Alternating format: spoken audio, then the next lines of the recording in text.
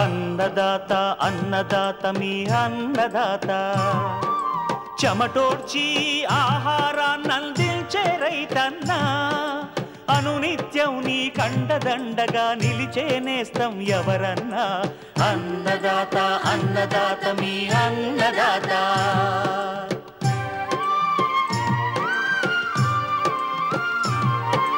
నూతన రీతుల సాగుబడికి నూరింతలు పెరిగే దిగుబడికి సూచనలిచ్చే సస్య రక్షణకు పశు పోషణకి శాస్త్ర విజ్ఞానం అందించి ముందుకు నడిపే తెలుగు రైతు భారతదేశానికి మకుటం అయ్యేలా తీర్చిదిద్దే ఆశయంతో మిమ్ము మేలు కొలిపేది అన్నదాత అన్నదాత అన్నదాత మీ అన్నదాత అన్నదాత అన్నదాత మీ అన్నదాత. రైతు సోదరులకు స్వాతంత్ర దినోత్సవ శుభాకాంక్షలు. ఈనాటి ముఖ్యాంశాలు: చౌడు భూముల్లో వరి సాగు చేసే రైతులు తీసుకోవాల్సిన జాగ్రత్తలు,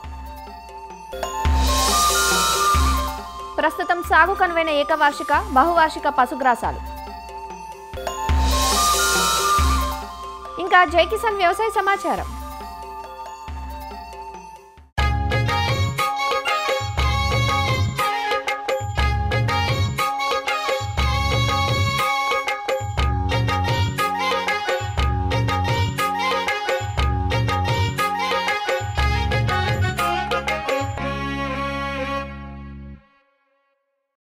ఉభయ తెలుగు రాష్ట్రాల్లో కొన్ని వేల ఎకరాల నేలలు వ్యవసాయానికి అనుకూలంగా లేవు. వీటినే సమస్యాత్మక నేలలు అంటారు. వీటిలో చౌడు నేలలు కూడా ఉన్నాయి.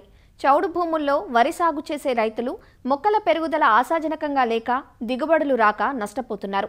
పైరు నాటిన కొన్నాళ్లకే చనిపోవటం గమనిస్తూ ఉంటారు. అలా జరగకుండా ఉండాలంటే వరిని చౌడు నేలల్లో సాగు చేసేటప్పుడు యాజమాన్య పద్ధతుల్లో కొద్దిపాటి మార్పులు చేయాల్సి ఉంటుంది. చౌడు నేలల్లో వరి సాగు చేసే రైతులు తీసుకోవాల్సిన జాగ్రత్తల గురించి ప్రొఫెసర్ జయశంకర్ తెలంగాణ రాష్ట్ర వ్యవసాయ విశ్వవిద్యాలయం నాగర్ కర్నూలు జిల్లా Palem Krishi Vignana Kendram program coordinator doctor T Prabhakar Reddy నుంచి తెలుసుకుందాం. ముఖ్యంగా చూసినట్లయితే ప్రస్తుతం అధికంగా వర్షాలు కురవటం వల్ల వాతావరణం అనుకూలంగా మారటం వల్ల కూడా రైతులందరూ కూడా వరి సాగు వైపు మొగ్గు చూపుతున్నారు. అయితే చాలా ప్రాంతాల్లో అందుబాటులో లేని సాగులో లేని చౌడు అధికంగా కలిగిన భూముల్లో కూడా వరి సాగు చేస్తున్నారు. ముఖ్యంగా ఈ చౌడు నేలలో వరి సాగు చేపట్టడం వల్ల దిగుబడులు తగ్గిపోవడంతో పాటు వివిధ రకాలైన నేల సంబంధిత సమస్యలు కూడా వచ్చే అవకాశం ఉంది. కాబట్టి ఈ యొక్క చౌడు నేలలో వరి సాగు చేపట్టినప్పుడు ఎలాంటి యాజమాన్య పద్ధతులు చేపట్టాలి అనేది ముఖ్యంగా చూసుకున్నట్లయితే చౌడును తట్టుకునే రకాలు మనం వేసుకోవాల్సిన అవసరం ఉంటుంది. దీంట్లో ముఖ్యంగా చౌడును తట్టుకునే వరి రకాలు వికాస్ కానీ దీప్తి కానీ MTU 1001 లేదా MTU 1061 అనే రకాలు, లేదా ఈ మధ్య కాలంలో రిలీజ్ అయిన JGL 24423 రకం కానీ ఈ రకాలు చౌడును తట్టుకుంటాయి. కాబట్టి ఎక్కడైతే చౌడు నేలలో వరి సాగు చేపట్టినప్పుడు తప్పనిసరిగా ఈ చౌడును తట్టుకునే రకాలు మనం వేసుకోవాల్సిన అవసరం ఉంటుంది. ఈ చౌడు నేలలో ఈ మొలక శాతం అనేది చాలా తక్కువగా ఉంటుంది. కాబట్టి మనము అధికంగా ఈ వరి విత్తనం అనేది తీసుకోవాల్సిన అవసరం ఉంటుంది. సాధారణంగా అయితే మనకు ఒక ఎకరాకి 20 నుంచి 25 కిలోల విత్తనం సరిపోతుంది. అయితే చౌడు నేలలో వరి సాగు చేపట్టినప్పుడు 30 నుంచి 35 కిలోల వరకు కూడా విత్తనం తీసుకోవాల్సిన అవసరం ఉంటుంది. ఇంకొక విషయం గమనించవలసిన అంశం ఏంటంటే సాధారణంగా మనం 18 నుంచి 20-25 రోజుల వరకు ఉండే నారుని మనము నాటుకు వాడతాం. అయితే చౌడు నేలలో వరి సాగు చేపట్టే భూముల్లో ముఖ్యంగా ఈ లేత నారు నాటడం వల్ల చనిపోయే అవకాశం ఉంది. కాబట్టి ముదురు నారు 35 నుంచి 45 రోజుల ముదురు నారును తీసుకోవాల్సిన అవసరం ఉంటుంది. ఇంకోటి నాటు పెట్టుకునే పద్ధతిలో కూడా ముఖ్యంగా గమనించినట్లయితే దగ్గరగా నాటు పెట్టుకోవాలి. ఒక దగ్గర 4 నుంచి 5 మొక్కలను నాటుకోవాల్సిన అవసరం ఉంటుంది. దీంతో పాటు రసాయన ఎరువుల యాజమాన్యంలో కూడా మనం చాలా రకాలైన యాజమాన్య పద్ధతులు చేపట్టవలసిన అంశం ఉంటుంది. ముఖ్యంగా నత్రజనిని యూరియా రూపంలో లేదా అమోనియా సల్ఫేట్ రూపంలో వాడుకోవాలి. దాంతోపాటు భాస్వరం కూడా కాంప్లెక్స్ ఎరువుల రూపంలో కాకుండా సింగిల్ సూపర్ ఫాస్ఫేట్ రూపంలో కనుక వాడుకున్నట్లయితే ఈ 2-3 ఎరువుల్లో ఈ యొక్క సల్ఫర్ మోతాదు అనేది అధికంగా ఉండటం వల్ల దీనివల్ల చౌడు అధికంగా ఉన్నప్పుడు దాన్ని వెరగొట్టే అవకాశం ఉంటుంది. చౌడు మోతాదు అనేది తగ్గించుకునే అవకాశం ఉంటుంది. కాబట్టి ఈ యొక్క సల్ఫర్ అధికంగా కలిగిన అమోనియం సల్ఫేట్ కానీ లేదంటే సింగిల్ సూపర్ ఫాస్ఫేట్ కానీ ఈ సల్ఫర్ అధికంగా కలిగిన ఎరువులు వేసుకోవడం అనేది ఈ చౌడు నేలకు అనుకూలం. దీంతో కాకుండా ముఖ్యంగా గమనించవలసిన అంశం ఏంటంటే ఈ చౌడును తగ్గించుకోవడానికి ఈ యొక్క పచ్చిరొట్టె ఎరువులు జనుము, జీలుగా, అలసంద కానీ, వెంపలి కానీ, గ్లైరిసిడియా కానీ ఇలాంటి ఎరువులను వేసుకొని కలిగి ఉండటం వల్ల కూడా ఈ చౌడు మోతాదు అనేది తగ్గించుకోవచ్చు. దీంతోపాటు సేంద్రియ ఎరువులైన పశువుల ఎరువు కానీ, గొర్రెల ఎరువు కానీ, కోళ్ళ ఎరువు కానీ అందుబాటులో ఉండే దగ్గరలో ఉండే షుగర్ ఫ్యాక్టరీ ఈ యొక్క ప్రెస్ మడ్ కానీ వీటి ద్వారా కూడా మన యొక్క ఈ చౌడు మోతాదు అనేది తగ్గించుకునే అవకాశం ఉంటుంది. దీంతోపాటు ముఖ్యంగా రైతులు గమనించవలసిన అంశం ఏంటంటే సాధారణంగా మనం జిప్సం మోతాదును ఒక ఎకరాకి 1.5 టన్నుల నుంచి 3 టన్నుల వరకు వేసుకోవాల్సిన అవసరం ఉంటుంది. ఈ జిప్సం మోతాదు వేసుకోవడం ద్వారా నేలలో అధికంగా ఉండే సోడియం కానీ కార్బోనేట్స్ కానీ బైకార్బోనేట్స్ యొక్క మోతాదును తగ్గించడం ద్వారా ఈ యొక్క చౌడు యొక్క తీవ్రతను తగ్గించుకునే అవకాశం ఉంటుంది. కాబట్టి తప్పనిసరిగా ఈ వరి పండించే భూముల్లో దమ్ము చేసిన మొదటి దశలో మన యొక్క జిప్సంను వేసి ఒక వారం రోజులు నీటిని పెట్టి నిలగొట్టడం ద్వారా ఈ యొక్క జిప్సం అనేది తొందరగా కరగదు. కాబట్టి నీటిని పెట్టి నిలగొట్టడం ద్వారా ఈ యొక్క జిప్సం అనేది కరిగిపోతుంది. తర్వాత ఈ యొక్క నీటిని మనం తీసివేయడం ద్వారా నేలలో అధికంగా ఉండే సోడియాన్ని మనం తగ్గించుకొని ఈ యొక్క చౌడు తీవ్రత తగ్గించుకునే అవకాశం ఉంటుంది. కాబట్టి ఒక ఎకరాకి 1.5 నుంచి 3 టన్నుల వరకు ఈ యొక్క జిప్సం మోతాదును వేసుకోవాల్సిన అవసరం ఉంటుంది. దాంతోపాటు ఇంతకుముందు చెప్పిన విధంగా పచ్చిరొట్టె ఎరువులు సేంద్రియ ఎరువులు వేసుకోవడం ద్వారా ఈ యొక్క చౌడు తీవ్రతను తగ్గించుకొని మనం వరి పంటకు వెళ్ళిపోవచ్చు. దీంతోపాటు ముఖ్యంగా రైతులు గమనించవలసిన అంశం ఏంటంటే ఈ యొక్క చౌడు నేలల్లో ఈ యొక్క జింక్ లోపం అనేది అధికంగా వచ్చే అవకాశం ఉంటుంది. కాబట్టి 40 కిలోల జింక్ సల్ఫేట్ మనం వేసుకోవాల్సిన అవసరం ఉంటుంది. దాంతోపాటు ఎప్పుడైతే ఈ అధిక జింకు లోపం అనేది మనం పంట మీద గమనించినప్పుడు 1 లీటర్ నీటికి 2 గ్రాముల జింక్ సల్ఫేట్ కలిపి వారం రోజుల వ్యవధిలో 2 సార్లు కనుక పిచికారీ చేసుకున్నట్లయితే ఈ ఎర్రబడిన పంట యొక్క లోపాన్ని సాధారణ స్థాయికి తీసుకొచ్చే అవకాశం ఉంటుంది. కాబట్టి తప్పనిసరిగా పైపాటుగా ఈ యొక్క జింక్ సల్ఫేట్ మనం పిచికారీ చేసుకోవాల్సిన అవసరం ఉంటుంది. ఇంకొక విషయం మనం గమనించవలసిన అంశం ఏంటంటే ఈ చౌడు నేలల్లో వరి సాగు చేపట్టినప్పుడు ఇనుపధాతు లోపం కూడా అధికంగా కనపడే అవకాశం ఉంటుంది. దీనివల్ల కూడా ఆకులు ఎర్రబడి తర్వాత పసుపు రంగులోకి మారిపోయే అవకాశం ఉంటుంది. కాబట్టి తప్పనిసరిగా 1 లీటర్ నీటికి 5 గ్రాముల ఐరన్ సల్ఫేటు అన్నబేదిని కలుపుకొని పిచికారీ చేసుకున్నట్లయితే ఈ యొక్క ఇనుపధాతు లోపాన్ని కూడా మనం సవరించుకునే అవకాశం ఉంటుంది. దాంతోపాటు వరి పూత దశలో ఉన్నప్పుడు చౌడును తట్టుకోవడం అనేది చాలా కష్టంగా ఉంటుంది. కాబట్టి ఆ టైంలో ఎక్కువగా హాని కలుగుతుంది. కాబట్టి ఆ దశలో మనకు అందుబాటులో ఉంటే చౌడు తక్కువగా ఉన్న నీటిని పెట్టుకోవడం, పాత నీరుని తీసివేయటం, ఇంకొకటి అధికంగా ఉన్న నీటిని తీసివేయడానికి జాలు కాలువలు తీసుకోవడం, అంటే డ్రైనేజ్ కాలువలు తీసివేయడం ద్వారా పొలం చుట్టూ ఈ యొక్క డ్రైనేజ్ కాలువలు తీసివేయడం ద్వారా ఎక్కువగా అధికంగా ఉన్న నీటిని తీసివేయడం అనేది జరుగుతుంది. ఈ విధంగా వివిధ రకాలైన యాజమాన్య పద్ధతులు, చౌడును తట్టుకునే రకాలు, వివిధ రకాలైన అవసరాన్ని బట్టి రసాయన ఎరువులు వాడకం, దాంతోపాటు సూక్ష్మధాతు లోపాలైన జింకు మరియు ఇనుపధాతు లోపాలను మనం నివారించుకోవడం ద్వారా ఈ చౌడు భూముల్లో వరి సాగు చేపట్టుకున్నప్పుడు మనము అధిక దిగుబడి సాధించుకునే అవకాశం ఉంటుంది.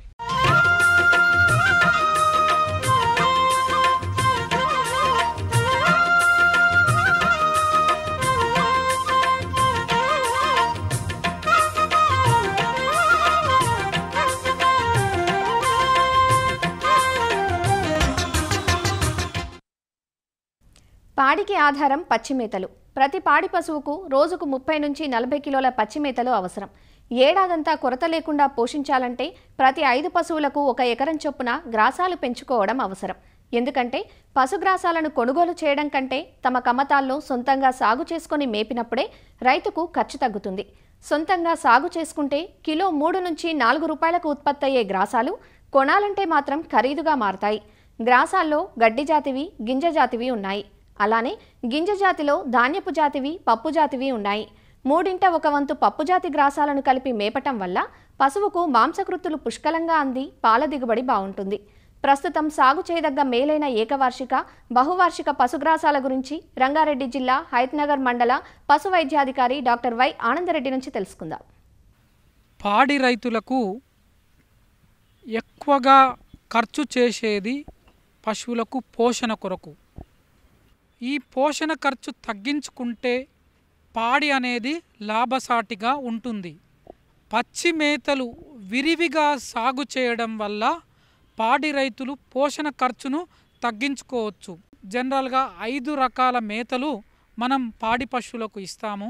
దీంట్లో అతి ముఖ్యమైనవి 1 ధాన్యపు జాతి పచ్చిమేతలు, 2వది గడ్డి జాతి పచ్చిమేతలు, 3వది పప్పు జాతి పచ్చిమేతలు, 4వది చెట్టు రకం పచ్చిమేతలు, 5వది అజొల్లా. అలాగే సంవత్సరం వరకే వచ్చే వాటిని ఏకవార్షికాలు అంటారు. 2 ఏండ్లు 3 ఏండ్లు వరకు ఒకసారి వేస్తే వచ్చే వాటిని బహువార్షికాలు అంటారు. ఈ గడ్డి జాతి పచ్చిమేతలలో అతి ముఖ్యమైనది ఇప్పుడు రైతు సోదరులు ఎక్కువగా వేసుకోవాల్సింది సూపర్ నేపియర్ రకం గడ్డి జాతి. ఈ సూపర్ నేపియర్ రకం గడ్డి జాతి అనేది థాయిలాండ్లో అభివృద్ధి చేయడం జరిగింది.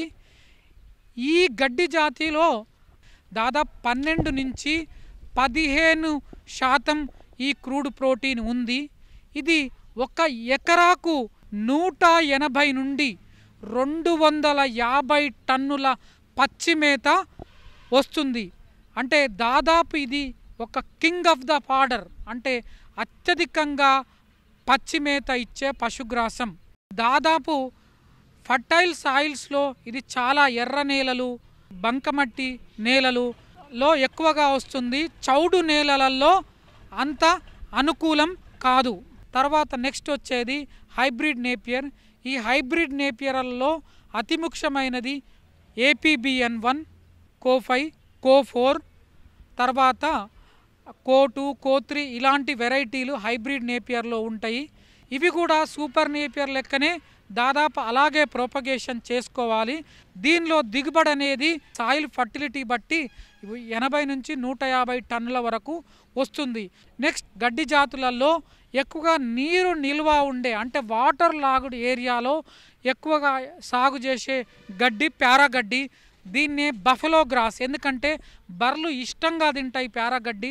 ఈ వాటర్ ఎక్కువగా నిలిచి ఉండే ప్రాంతంలో విపరీతంగా పెరుగుతుంది కాబట్టి బర్రెల కోసం ఇది ఎక్కువగా మనం యూజ్ చేస్తాము. పారాగడ్డిలో క్రూడ్ ప్రోటీన్ అనేది 7 నుంచి 8% ఉంటుంది. ఇది ఒక ఎకరానికి 15,000 స్లిప్స్ను నాటుకోవడం ద్వారా దాదాపు నాటిన తర్వాత 75 రోజులకు ఫస్ట్ కటింగ్ వస్తుంది. ప్రతి 40 రోజులకు నెక్స్ట్ కటింగ్ వస్తుంది. సంవత్సరానికి 7 నుంచి 9 కటింగ్స్ మనం కోసుకోవచ్చు. కాకపోతే శీతాకాలంలో కొంచెం సుప్తావస్థలోకి వెళ్ళి తక్కువ దిగుబడి వస్తుంది. వేరే గ్రాస్లో చూసుకుంటే గిన్నీ గ్రాస్ అనేది కూడా మనం వేసుకోవచ్చు. గిన్నీ గ్రాస్ అనేది కొంచెం డ్రాట్ రెసిస్టెంట్ గ్రాసు, వర్షాభావ పరిస్థితులు తట్టుకునే గ్రాసు. శాండీ సాయిల్ తర్వాత ఆల్కలైన్ సాయిల్స్లో కూడా ఈ గిన్నీ గ్రాస్ను వేసుకోవచ్చు. తర్వాత గింజ జాతి పశుగ్రాసాలలో అతి ముఖ్యమైనది మొక్కజొన్న. ఈ మొక్కజొన్నలో ఆఫ్రికన్ టాల్ అనేది ఇది జనరల్గా ఏకవార్షికము, అంటే ఒకటే కటింగ్ వస్తుంది. ఎకరానికి దాదాపు 50 నుంచి 70 టన్నుల పశుగ్రాసం ఇస్తుంది. మొక్కజొన్న అనేది పాడి పశువులకు, ముఖ్యంగా ఆవులకు, HF జెర్సీ ఆవులు పెంచే వాళ్ళు ఇది కంపల్సరీ మొక్కజొన్నని ఈ పశుగ్రాసంలో ఒక భాగంగా చేసుకోవాలి. అయితే ఇది దాదాపు 15 ఫీట్ల వరకు పెరగడం జరుగుతుంది. ఈ ఆఫ్రికన్ టాల్ మొక్కజొన్న ఎకరానికి 15 కేజీల ఆఫ్రికన్ టాల్ వెరైటీ మొక్కజొన్నను విత్తుకోవాల్సిన అవసరం ఉంటుంది. ఇది ఇంకోటి సైలేజ్, పాతర గడ్డికి చాలా ఉపయోగమైన గడ్డి ఈ ఆఫ్రికన్ టాల్ మొక్కజొన్న. తర్వాత నెక్స్ట్ చూసుకుంటే ఈ మొక్కజొన్నలో బహువార్షికాలు మనం చూసుకుంటే CSV 30 MH అనేది ఇది బహువార్షికము. ఒకసారి వేస్తే ఇది దాదాపు 2 సంవత్సరాలు 3 సంవత్సరాల వరకు కూడా వస్తుంది. ఇది కూడా మంచి దిగుబడిని ఇచ్చే అవకాశం ఉంటుంది.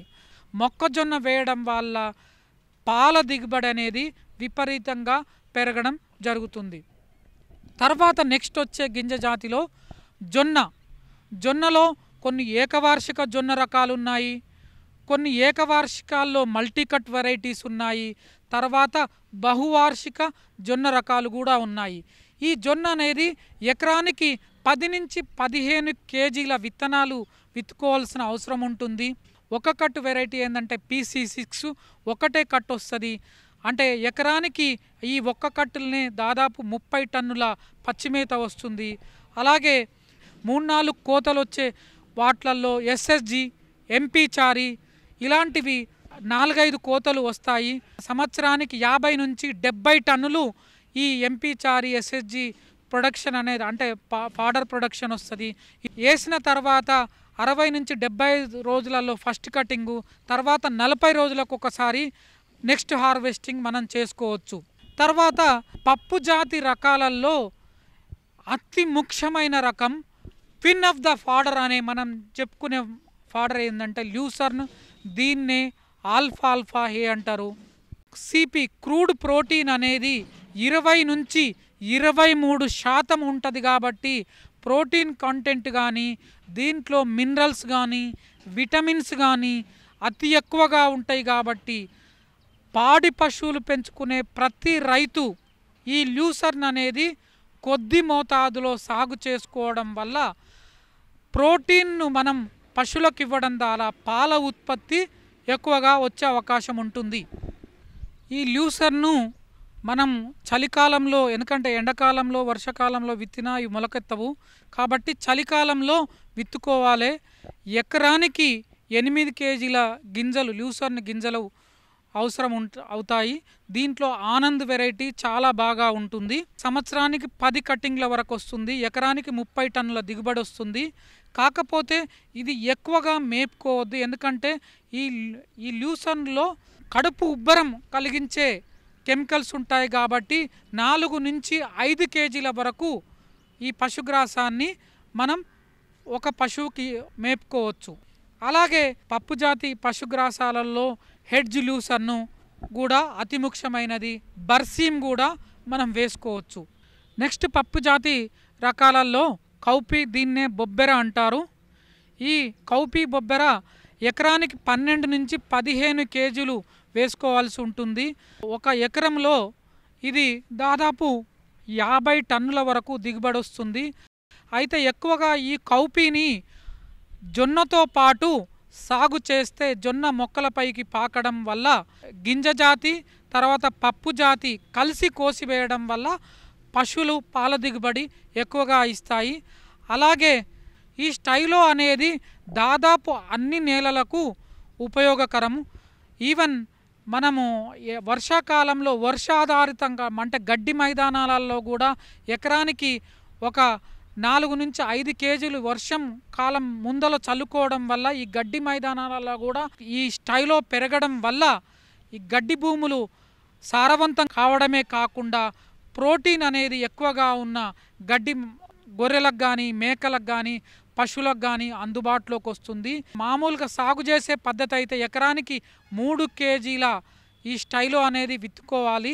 ఇది ఎకరానికి దాదాపు 20 నుంచి 30 టన్నుల దిగుబడి వస్తుంది. తర్వాత చెట్టు జాతి రకాలలో మనం అతి ముఖ్యమైనది సుబాబుల్ రకము చెట్టు జాతి. దీంట్లో ఏంటంటే 25% క్రూడ్ ప్రోటీన్ ఉంటుంది. తర్వాత అలాగే సెస్బేనియాని కూడా వేసుకోవచ్చు. అలాగే అజొల్లాలో కూడా హయ్యెస్ట్ ప్రోటీన్ పర్సంటేజ్ ఉంటుంది. కాబట్టి ఈ అజొల్లా రకం వెరైటీని కూడా రైతు సోదరులు చేసుకోవడం వల్ల ఈ పోషణ ఖర్చును మనం తగ్గించుకోవచ్చు. అయితే అతి ముఖ్యంగా రైతు తన పశువులకు కొన్ని 3 రకాలు అతి ముఖ్యంగా ఈ గడ్డి రకాలు ఉండేటట్లు చూసుకోవాలి. ఒకటి సూపర్ నేపియర్, తర్వాత మొక్కజొన్న, తర్వాత ఈ ల్యూసర్ను. ఈ 3 రకాల గడ్డి వెరైటీసు వేయడం వల్ల పాల దిగుబడి కూడా ఎక్కువగా వస్తుంది. కాబట్టి ఈ 3 రకాలు కంపల్సరీ రైతు సోదరులు సాగు చేసుకొని పాడి ఖర్చును తగ్గించుకోవాలి.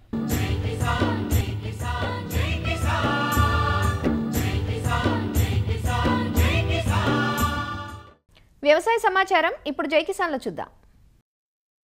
స్వయం సమృద్ధి సాధించడమే ధ్యేయంగా నూనె గింజలు, అపరాలు తదితర పంటల్లో మేలైన వంగడాలను మన శాస్త్రవేత్తలు రూపొందిస్తున్నారు.